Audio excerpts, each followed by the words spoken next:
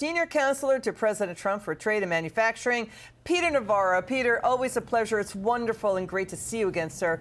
Can you talk about... Great to be back with you, Liz. It's good to see you. It's been too long. It's been too long, is right. Can you tell us more about Trump's new sweeping executive order exempting more than 100 food and grocery items from his reciprocal tariffs? Because the media is complaining about this, saying, well, we thought he needed tariffs for, national security.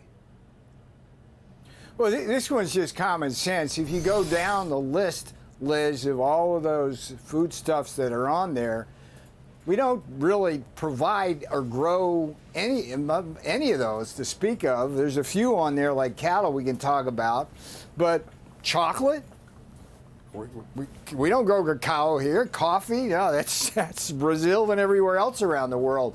So it simply makes sense to exempt those based on what the economists call the competing elasticities of supply and demand. It just makes sense. So we're going to get that down. The cattle and the beef one's on there. And I think it illustrates the inflation fight that we're really focused like a laser beam on right now. Legacy inflation, Biden legacy inflation, as your chart shows, Biden left us with an enormous amount of inflation across all the key sectors.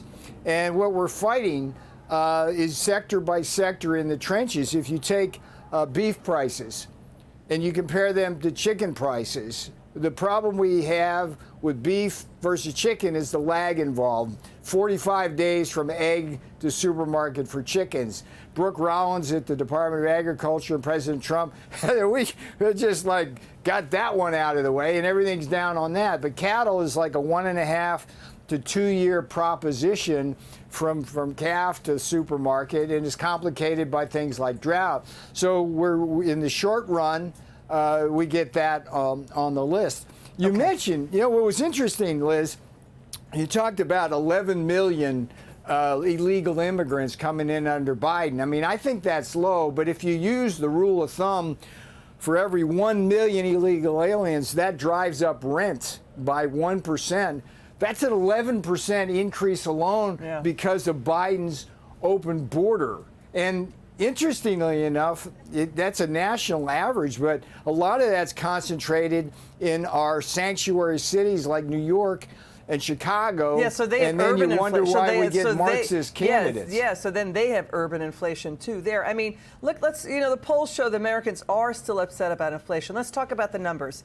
Cumulatively, inflation was up 21.3% under Biden versus just about 3% under Trump so far this year. We're not saying inflation is good. It's bad. It's hard. I mean, grocery prices were up nearly 24% under Biden versus 2.7% under Trump so far. He's only been in office 8 months.